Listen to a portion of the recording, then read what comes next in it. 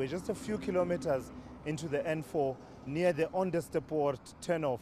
And at this point, we actually get introduced to a remarkable story that forms part of this incredible book that we are exploring. Well, we're standing next to a fence, which I think is unique in the country and maybe even in the world, because it is a fence to protect frogs. You see, in this area is a frog that was previously regarded as endangered. It is actually coming back, so it's no longer endangered. But at the time of the fence being built, there was a lot of concern because the frog breeds in a pan on the other side of the road, and from there it radiates out and buries itself in all of this wetland around here. When the highway was built, these frogs would flock to their breeding site across the road, and it was a tremendous hazard, not only a hazard for the frogs, but a hazard for the motorists because they're big. Now these frogs are enormous. They would sit easily in that plate with their legs hanging over the edges. So they're big frogs, and they come across here breeding. Now what we wanted to do was prevent them getting on the road. So we built this fence. The fence has got a special close mesh to it so that they can't get through. They also burrow, so it goes quite deep underground as well. And they're deflected. They hop across here looking for their breeding ground, and they are deflected by the fence all the way down until they get to a culvert under the road, and then they go under the road and they come up. So when you're driving through here, you would not imagine that this is the function that this fence. You wouldn't. You'd probably just think it's a farmer with a very keen sense of a fine fence. Mm. But these are giant African bullfrogs we're talking about. That's right. How effective is the fence? Well, I think it's worked because the road hasn't had the hazard of frogs crossing it, which originally was a big danger.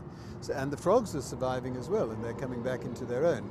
You see, their life history is quite interesting. They stay underground for 11 months of the year. Only 1 month of the year do they come up and they forage around, they eat themselves silly until they're big and fat, and then they go and breed. And only 1 day of the year do they breed.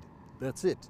And then they go underground again. Only 1 day? Only 1 day of the year. Well, you can't pick. They pick the day. And so you can't be sure when they're going to cross the road to go and breed. Which month of the year would It's that be? usually in November. After the tadpoles or the eggs have been laid, the tadpoles hatch. Now, as I said, they actually breed in very shallow water. Sometimes, if it's very dry and hot, that water dries up. And these male bullfrogs will then dig a canal up to 9 meters long. 9 meters is from here to that tree, in order to get the tadpoles out of the drying up water into deeper water. They will also bite you if you attempt to disturb the tadpoles, or if a bird comes to eat the tadpoles or something. Those male frogs will go for that bird. I've even seen them go for a horse. Somebody rode a horse into the wetland, and the bullfrog attacked the horse's hooves just to protect their tadpoles. Mm. And that makes them a unique species as well. Not many frogs protect their young.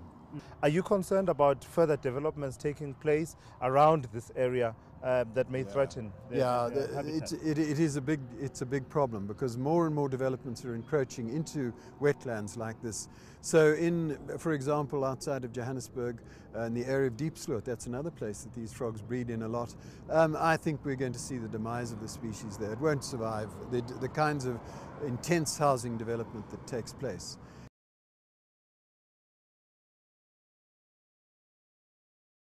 You deserve to know more. eNCA.com